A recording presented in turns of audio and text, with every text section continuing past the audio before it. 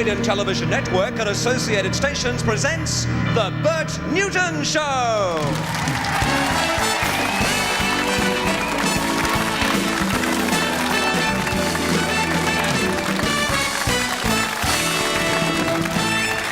Hi, and welcome to the show. Good afternoon to you. Lovely audience. We have on the show today, incidentally, Mr. Malcolm Fraser, who is going to join us. And I suddenly thought, I've got this little thing on my lapel. When we spoke to John Howard on the show, I interviewed him with a diamante brooch on, which I'd worn earlier in the show. So it's not just when we have Liberals in that I wear these special little pieces of gear. There's a reason for wearing this. Just before the show, I was given it as a gift from one of the ladies in the audience. Who gave me... Put your hand up. Good on you. I'd like to thank you very much indeed. That's lovely of you. And I'm told that the reason is that years ago you auditioned for the same job as Patty or something. Oh. And did you get it or did she get it? No, she got it. Oh. What was the job, as a matter of interest? Packer at Safeway? What was it? Patty went for a few jobs in the old days. No, it was when Swallows Juniors were on. Oh, yes. Down at 3DB. Yeah, that's right. Well, I tell you what, even though Patty enjoyed those years, they were difficult times, the war years. So don't worry all that much that you didn't get it. And thanks very much indeed for that. I really appreciate it. Welcome to the show. Lots of people for you to meet, including to open the show, Miss Chelsea Brown, who is just back from Tahiti, where she performed over there, I believe at a private party, and did very, very well. She's dancing on the streets for us today. Here's Chelsea Brown.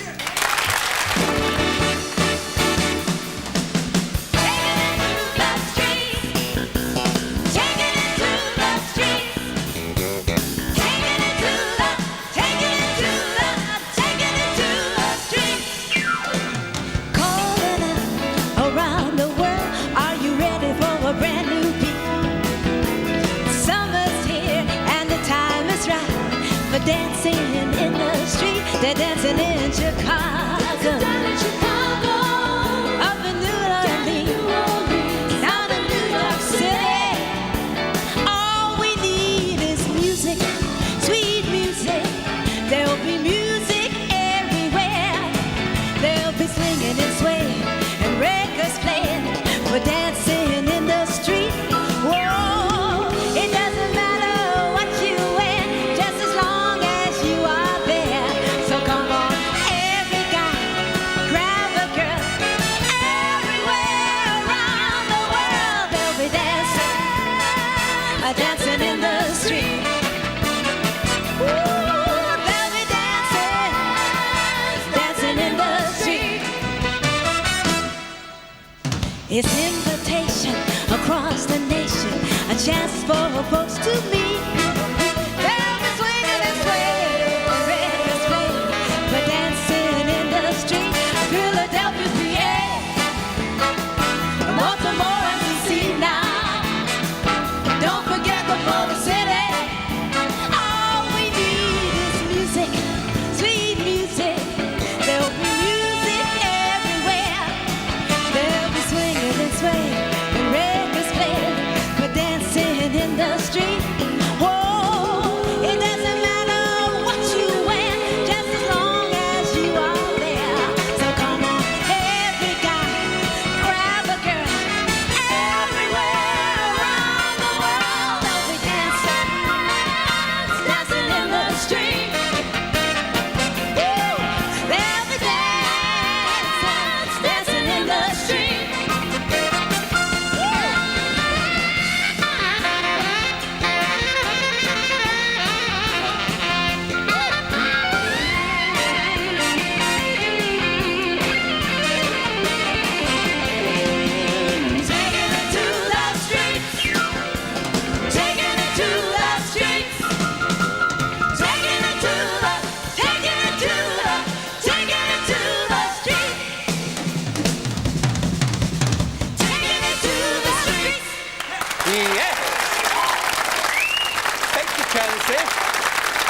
Chelsea Brown, looking like... I'm over here, love. Lying about you. How are you? Chelsea.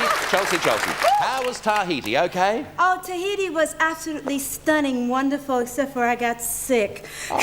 What, something you ate or what? Pardon? Something you ate? Yeah, evidently it was. Matter of fact, a few of us got sick, and I got to tell you, just quickly. Sure. I got so deadly ill. I was looking gray and ugly and horrible. I lost my tan and was just dreadful. and I finally had to call a doctor to come see me. And I made my way. When he got to the hotel, I opened the door, and I was just looking so hideous, and all of a sudden there stood this most gorgeous Frenchman I'd ever seen in my life.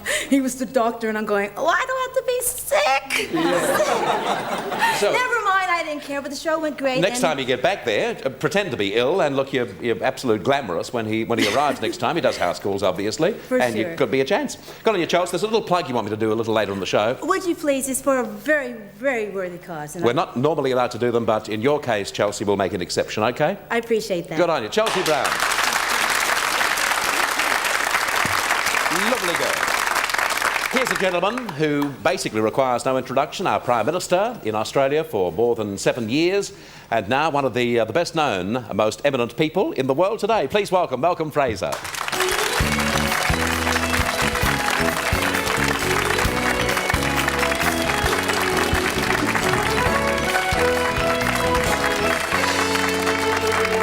Welcome to the show. Thank you very much. It's good to see you again. Well, it's good to be here. How's life after Lodge? Well, it's still busy. Not enough time for fishing. When you look back on those years, Mr. Fraser, do you sometimes believe it was somebody else in another life? No, I don't think so. I mean, it was so much a part of your life, and you lived every moment of it, because a Prime Minister doesn't have any real time to himself, doesn't matter who it is, and you can't forget it. And it's a great honour to have been in that position as Prime Minister of Australia. But time moves on and you do something else. Wild dogs, including drovers' dogs, wouldn't drag you back? No, time, I used to say never is a word that you don't use. Well, as I get older, never gets much more likely. No, that's not on. It's a different world today. Some people looking back on those years, their declaration, obviously those who are either your political enemies or those who didn't fancy the style of Prime Minister that you were, they say they were dull years and years in which not very much moved. Now, that aside, the one thing that must be said about your time as Prime Minister, in comparison to what's happened to the Liberal Party since you left the leadership, one would think that, at least within the party itself, there really was solidarity, wasn't there? There was solidarity. I think there was a sense of direction. And, in governments, if a government in retrospect is regarded as dull, I think the government was probably a good government, because too much excitement in government often means the government is doing things that concerns people, that worry people, and people don't want to be worried about their government. False modesty aside, do you think the Liberal Party basically fell apart as the result of you leaving, or would it have happened anyway? No, I don't think it would have happened if I was there. Of course. Not for a minute. Well, it didn't. There have been two different strands in the Liberal Party. There's been, when the Labour Party moved to the right, some people, instead of saying, well, look, that's great, we'll have a fight on the middle ground, and the argument can be about competence, and let the most competent party or leader win.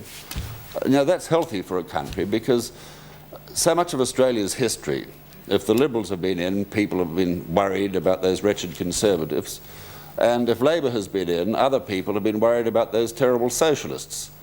Now, if you've got a community in which there doesn't have to be that great dividing concern, but the real argument is about competence in government, that's the sort of debate that occurs in the United States, and it's much healthier. And when the Labour Party moved more into the middle ground, as it has with the Hawke-Keating axis, then there were some Liberals who thought we've got to have separate independent ground, wouldn't accept the challenge of the competency debate. I think we're back to that situation now. Under Andrew? I think so, yes. Just looking at you speak there. Andrew and Fred Chaney, they're both moderate people. Sure. Just looking at you there, I mean, I'm sure that most people watching you on television today would concede that you look younger, you look more, you look healthier than you did when you were Prime Minister. The strain that you go under as leader of the country, do you have to do it to fully appreciate it? I think probably. It's quite different from being a minister, and I was senior minister when other people were Prime Minister. And that's sometimes difficult enough, but a Prime Minister's got a whole range of issues that he has to deal with, which the Minister for Defence or Foreign Affairs, in a sense, doesn't have to deal with. Is it lonely? Yes, it can be lonely, but you've got to keep the team together.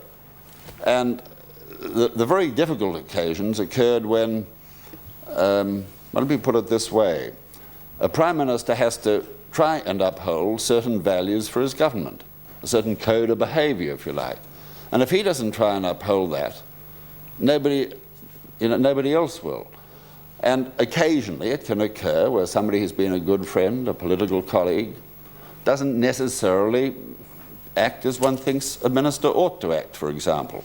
And then you have to choose between friendship and a value that's important to the government. But I noticed in your style of government, when all of a sudden a real crunch came, you seemed to go it alone, whether you were right or wrong. In a situation like today, with the tragedy which is China, what would you be doing as Prime Minister? I think very much what the Australian Prime Minister is in fact doing. I think we need to play it cautiously. We have got to hope that the openness in the Chinese economy will be maintained, and there's no certainty of that at the moment. We mightn't know for months.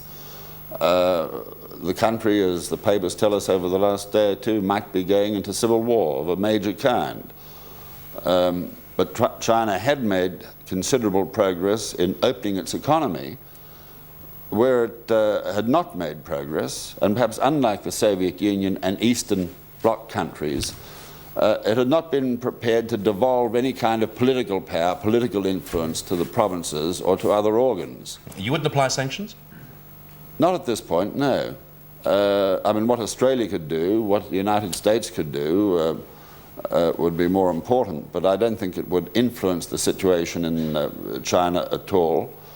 And it's too early to make that kind of final judgment, because on all the advice, there is still a major power struggle going on within China.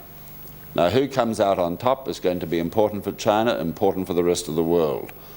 And I think the kind of approach that's been adopted by Prime Minister Hawke or President Bush, both in a sense cautious, but both taking some immediate action, letting their absolute repugnance and horror be known, certainly. But sometimes you have to recognise that there is a limit to the influence, certainly of a country Australia's size, but even a limit to the influence of the United States. Mr. Fraser, thank you very much indeed for your time. It was good seeing you again. There's one thing, can I just mention one thing, because otherwise my life's not going to be I'm worth mentioning a thing anything. for Chelsea Brown. She's appearing in a couple of... What's your gig? My gig is Care Australia. Oh, right, sure. Care Australia is part of an international aid donor organisation. We're in the middle of appeal now, but the problem is Phoebe is running the fundraising appeal for Victoria. And she told me that if I didn't mention Care Australia and say that anyone can make a donation to the any branch of the Commonwealth Bank in this state or around Australia, you'd be in trouble. I just couldn't have gone home. Does that mean to say there is somebody in this world of whom you're frightened? Well, my younger daughter, if you like, yes. Thank you, Malcolm Fraser. Thank you very much. Back with you after this break.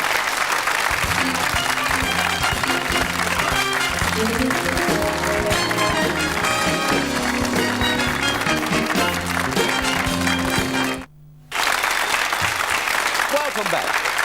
Our next guest is a lot of fun. You've no doubt seen him on television. You've certainly heard that in recent times he had the very big job of marrying the beautiful Anne Peacock. He's a minister of religion. He says the best way to relate to God is with a giggle. Please welcome the Reverend Harlan Butterley.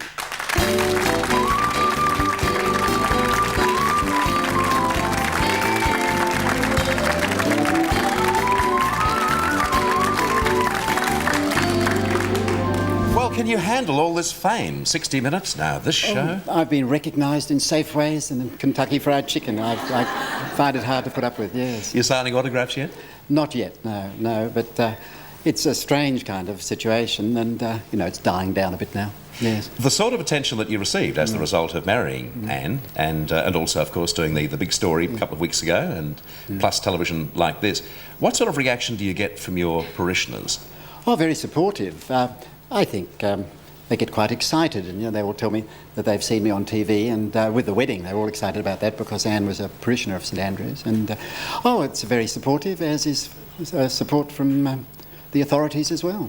Yes, I think that's an interesting thing to clear up, because I think some people may have gotten the impression that your superiors didn't like what you were doing, and that's not true, is it? It's not true. No, in the past I think some people have frowned a bit, but the present regime are very happy with me. The Archbishop of Melbourne is quite pleased with me, a great relief. Yes. Reverend, how do you put humour into your sermons? Well, I don't deliberately go out to make it funny. There's nothing worse, if somebody shouts out, "Come on, Vicar, tell us a joke," or something. That doesn't happen, surely. I just feel that it's so hard to tell if people are listening.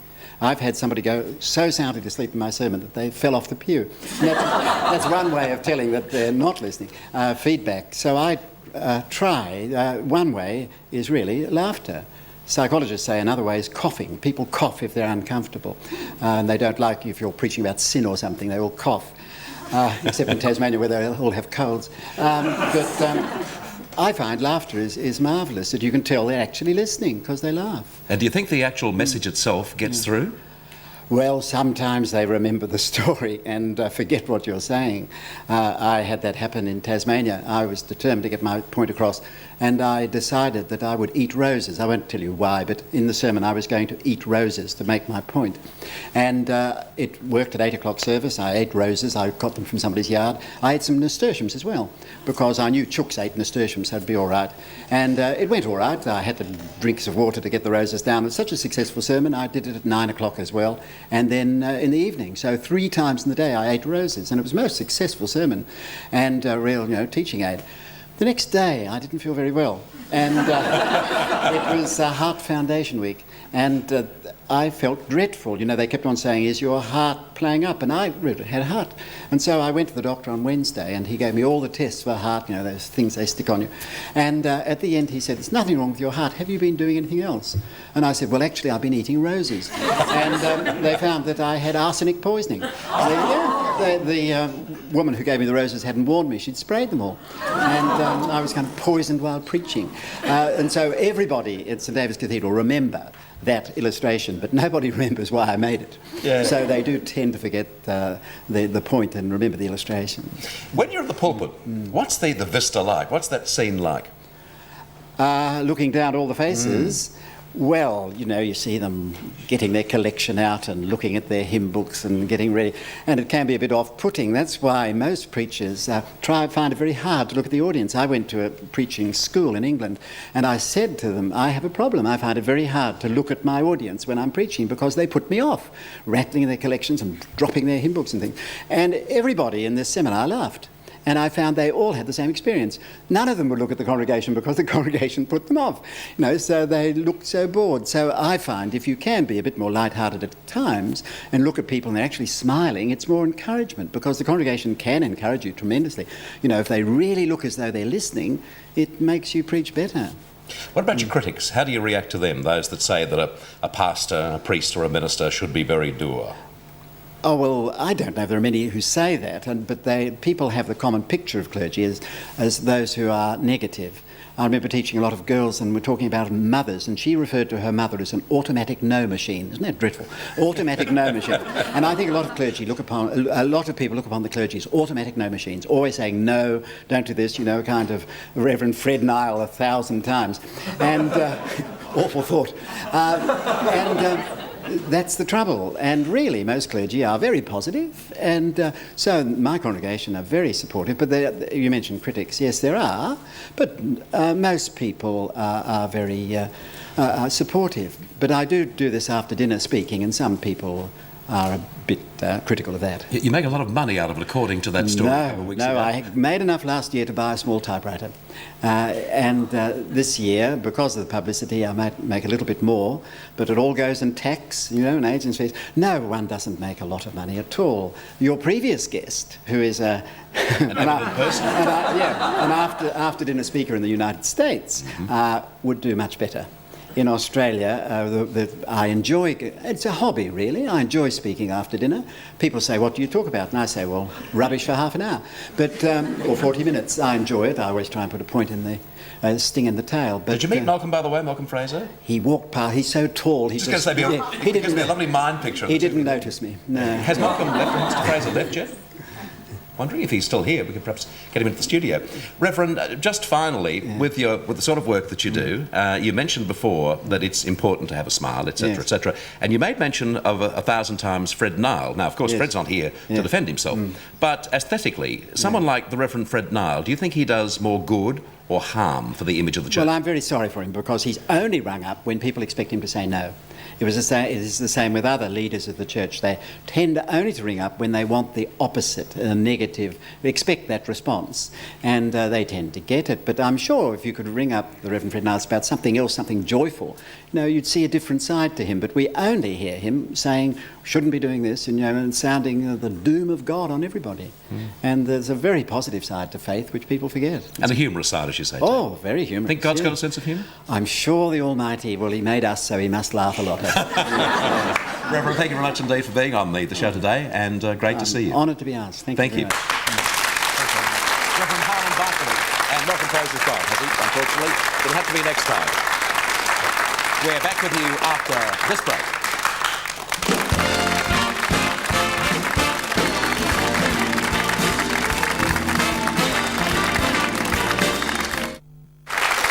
Welcome back. Samantha Murphy is with us today, and that's good news. Samantha's done a lot of work in showbiz. She's toured with Bill Cosby, Dolly Parton and Willie Nelson. And today she's appeared with Reverend Hartley and Malcolm Fraser. Samantha Murphy, and here she is to sing Find a Way. Here's Samantha.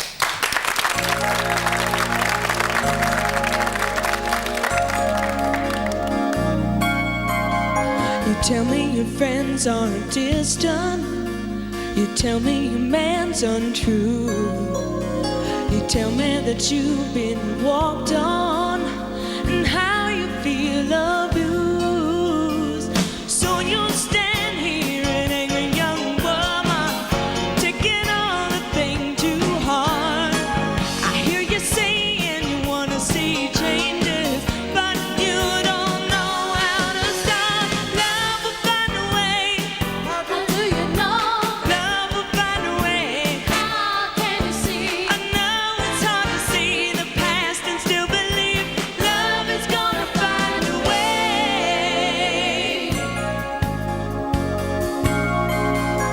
I know this life is a strange thing. I can't answer all the why. Tragedy always finds me taken again by surprise. I could stand here an angry young woman, taking all the thing too hard. But I know that love can bring changes, and so we've got to move on. Love will find a way. How do you know? Love will find a way. How can you see? I know it's hard to see the past and still believe love is gonna find a way. Father God, His Son, my Spirit, came to rescue you. Is there any circumstance He can't see you? Love will find a way. How do you know? Love will find a way. How can you see? I know it's hard to see the past and still believe love is gonna find a way. I know that love will find a way. What will it do? Love will find a way. Only love will know. Leave behind the doubt. Love's the only out. Love will surely find a way.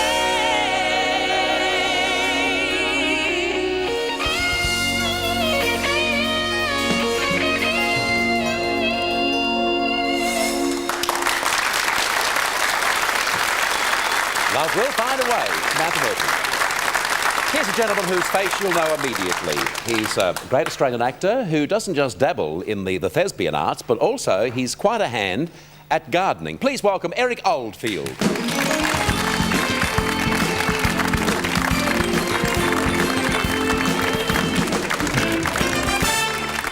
I must say, right from the kick-off, I'm very proud to be able to say that Eric and I, at one stage of the game, were co-stars. We were, Bert, and Bert was very funny. Thank you. It was a show called the Bluestone Boys. That's right, on Crawford's, Yes, Mr. Crawford. Channel 10. I had to leave because there was no sense in having two sex symbols in the one show. Which Absolutely. you would understand. Great contest. Eric, commercials, television shows, plays, everything, plus gardening. Where does gardening fit into the life of an actor?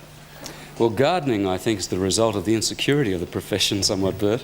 I think we all know about the insecurity of the business. We certainly do. Yes, Molly. Yes, dear. Well, you see, I would imagine that most people would consider working to be a weekly, a day in, day out thing. And of course, as an actor, this is not so. And I would imagine that also, when it isn't so, money can become a problem. And so one has to look at the realities of life and find something that's interesting. And, well, it must be 15 or 16 years now I've been keen on gardening.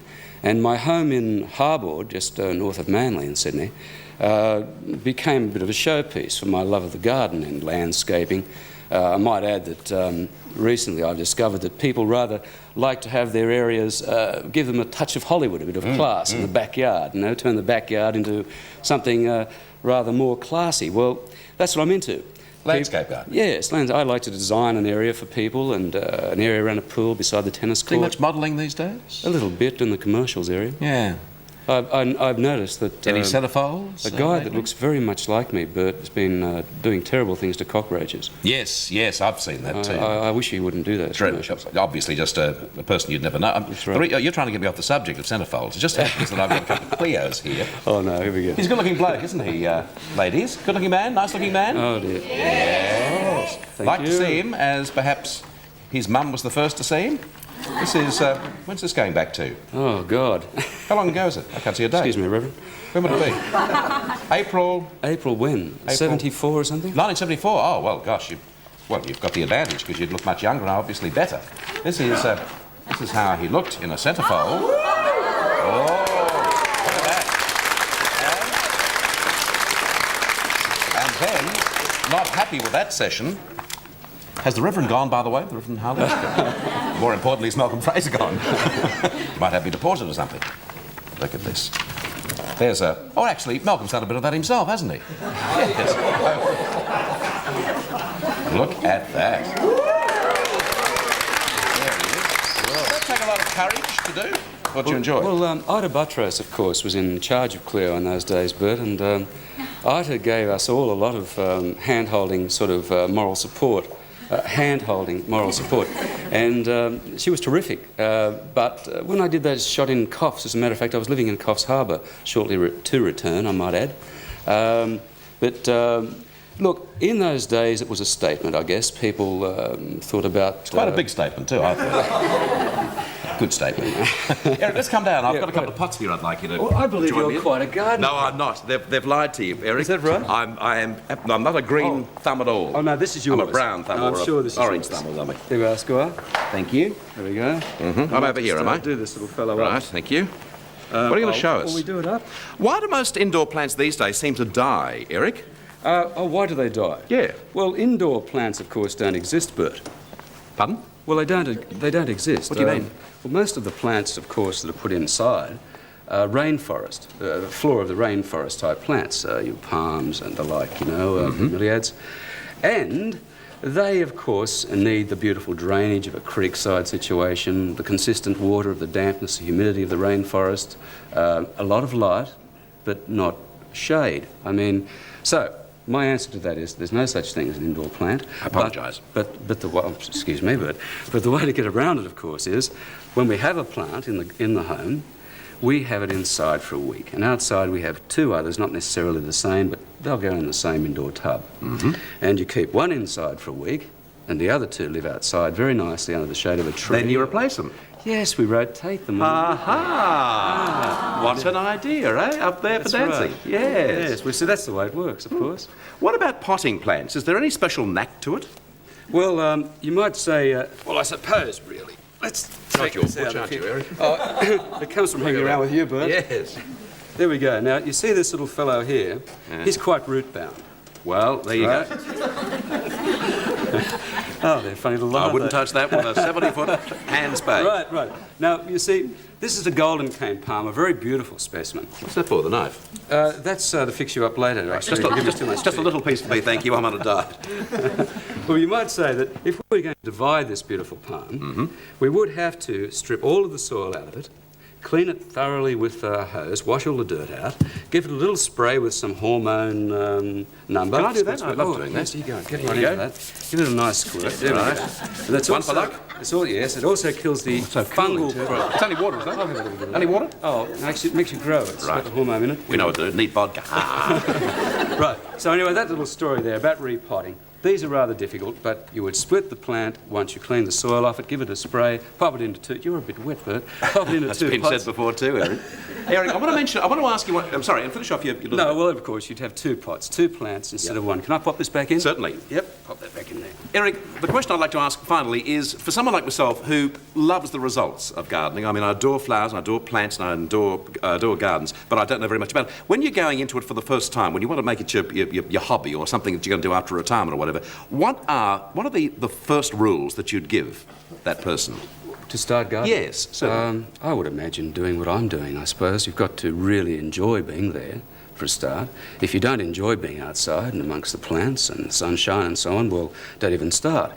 But I would say treat everything as though it was your own skin. I mean, you talked about indoor plants. Can I go back to that for a moment? If a plant has been in the shade house, it's a little like us. We haven't been out in the sun all winter. And so we are going to have a fairly delicate skin to the sun. So we don't take our indoor plants out and put them straight in the sun. They'll get sunburned. Please excuse me. So in looking after plants that are obviously shade lovers, we always keep them in a sheltered position, lots of light, not direct sun.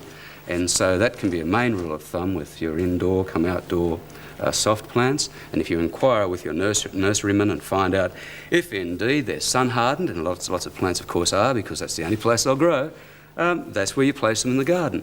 And always look to make an interesting showing of them. And do you talk to your plants? Oh, yes. Well, I'd like to thank you. I'd like to thank Fred, Charlotte, and Mary, and Louise. Thanks, Eric. Thanks, Bert. Eric Oldfield, ladies and gentlemen. Good to see you. And after this break, we're joined by Robin Williams.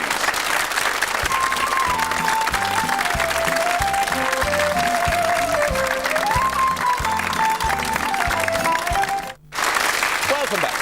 The recent Tasmanian elections proved that conservation is a big issue in the minds of many voters. But my next guest believes that we're about to see a backlash against the conservationists.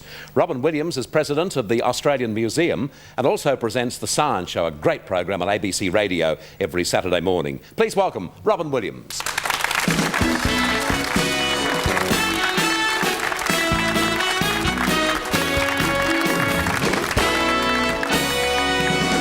You're in the company of a big fan. Oh, yes. Yes, indeed. Malcolm Fraser. No, me. I'm a big fan Oh, thank you very of much. yours, Robin. Why the backlash? It's quite surprising. It's not simply the way that people are worried, which is quite clear that people are desperately worried about what's being warned about, the greenhouse effect and so on. However, you've got captains of industry like Hugh Morgan, the chief executive of Western Mining, said quite recently that he likens the Greenies to a kind of communist plot to destroy the Australian way of life. And he put it as harshly as that. He said, just like you had the socialists just after the war, supposedly trying to bring down the way that enterprise, the creation of wealth, was going so very well. So you've got the Greenies trying to take over, trying to centralise the control of virtually everything. And after Wesley Vale, you know, in Tasmania, people became desperately worried. This kind of thing was echoed by Avi Parbo, the new head of BHP. So you've got captains of industry who are scared stiff of losing an awful lot of money. But then you've also got the workers. You've got people who are working in forestry, in the mines, who can see their jobs being closed down. But Robert, what happens though? I mean, if we lose our world, it's not going to matter to workers or to but if those you corporate say, people, is it? Sure, but if you say that the evidence isn't quite in, that people are panicking, that there's been too much exaggeration of some of the evidence, then you can say, let's not do anything yet. Let's just wait, say, 10 years to wait till the scientists have got all the conclusions in. And as far as I'm concerned, 10 years is too late. Either we do something now, or we're in deep trouble. Okay, what do we do? Well, there was a fantastic programme on Channel 7 last night, Beyond 2000. You talked to Carmel Travers on Monday. I thought that summed it up beautifully. It's a wonderful show, wasn't it? Fantastic. Do you know 15,000 viewers phoned in? They had to leave the phones about 1:30 in the morning and just switch over to computer. Such a fantastic reaction. You summed up the evidence and then you gave some of the answers. One of the things that they mentioned, which I think is quite graphic, it would take $150 billion to solve the problems with greenhouse and pollution. Now that sounds a great deal of money and is a great deal of money, but it's only 1/6 of what the world pays each year for the military, for arms. In other words, it is possible to do something, but there's no question our world is going to change. The sort of things that we do automatically, like driving our cars, like going to the shop and buying plastic and paper and all the rest of it, has got to change in the next 10 years. OK, talk about the alternative lifestyle you reckon we'll finish up in.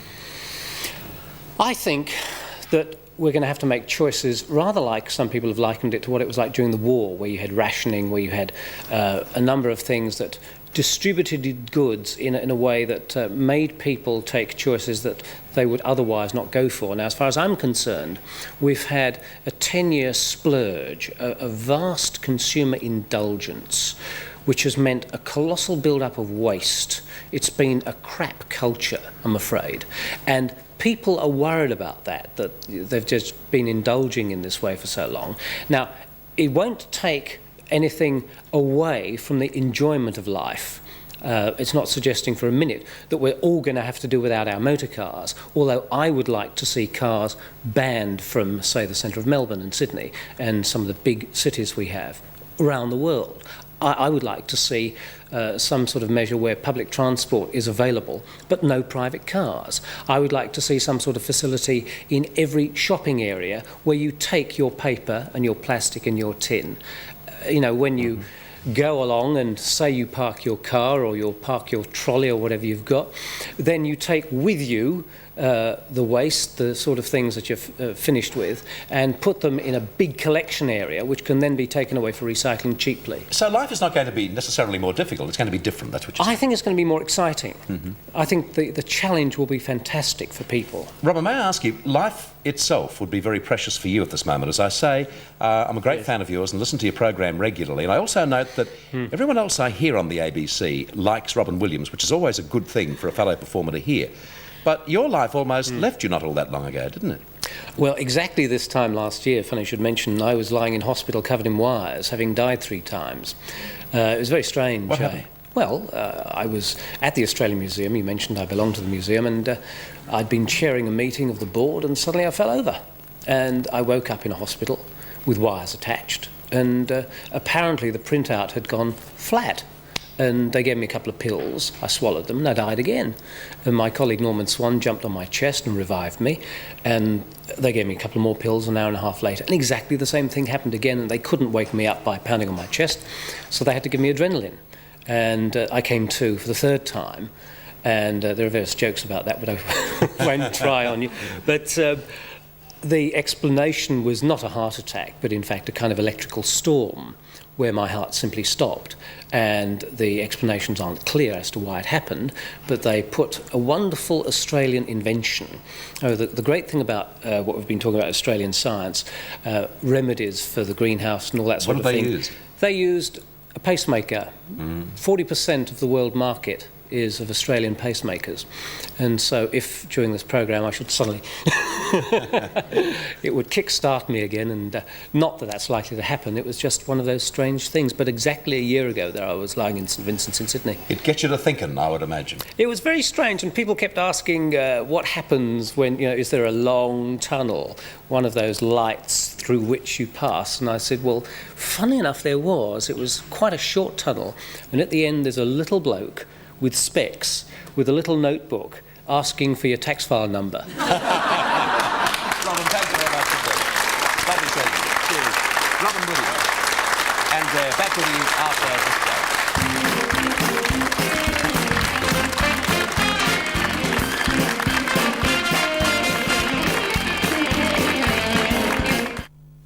Tonight, Fast Forward sends up fast food, horror movies, and the two Ronnies. And it doesn't stop there. There's the embarrassing chemist, The incontinence panties are on the bottom shelf. plus a berserk new nightclub. Ha! Dyslexia! And we have a Pixie Ann exclusive A real hoity-toity of an interview. with Jeff Fennick. How many times would you say that you have been punched in the ring? It's the funniest Fast Forward yet. Did you hear that, Harry? 8:30 tonight on 7. And we're online again. Let me tell you, male or female, you're about to fall in love. You're going to love a little kid we've got to entertain for you now. Kenny Sutherland. He's with Jeff Atchison. And Kenny and Jeff do a lot of busking, a lot of work together. They've done television before. This is their first time on our show. So please welcome Kenny Sutherland and Jeff Atchison and Big Boss Man.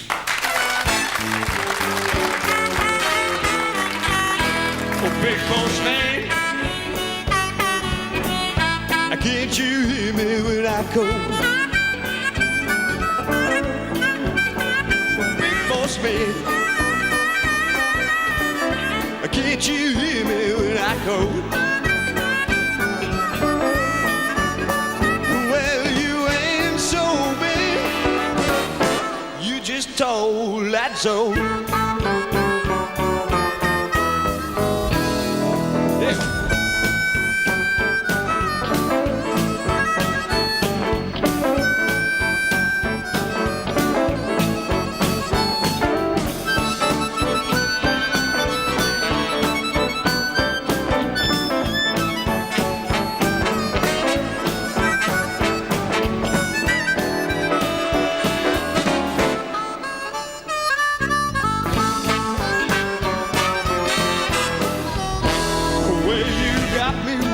Boss man, I'm working all round the clock. I want a little drink of water, but you won't let me stop. Big boss man, can't you hear me when I call? I said you ain't so big, you just told that's all.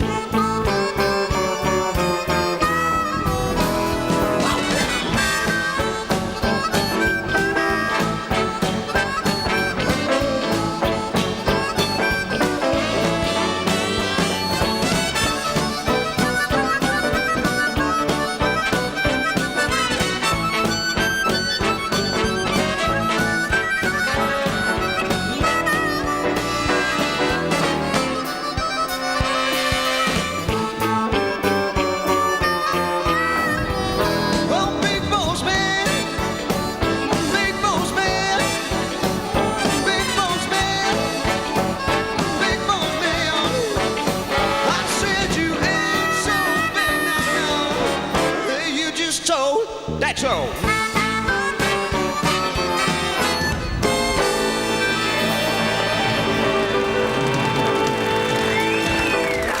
Yes.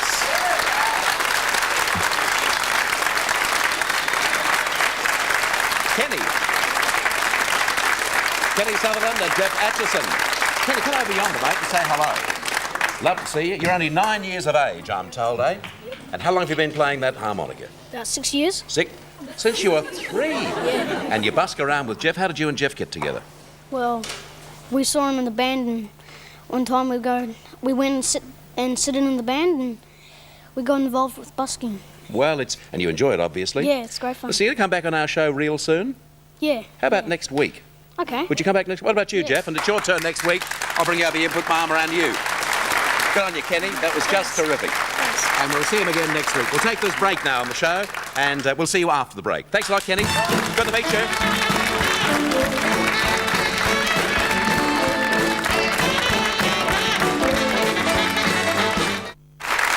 25 seconds to say bye-bye, and also to plug Chelsea's concert, although it's for a very worthy cause. It's for the Open Family Foundation, August 25th at the APRA Club in Sydney. And there you see the guest list: Johnson Peters, Joey D, Juanita Coco, and Chelsea Brown. August 25th at the APRA Club in Sydney. Goodbye. Thank you for watching the show.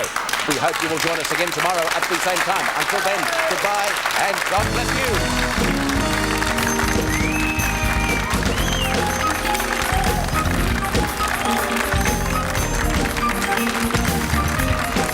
When in Melbourne, our guests stay at the Hilton on the Park. This has been a Jim McKay production for the Australian Television Network.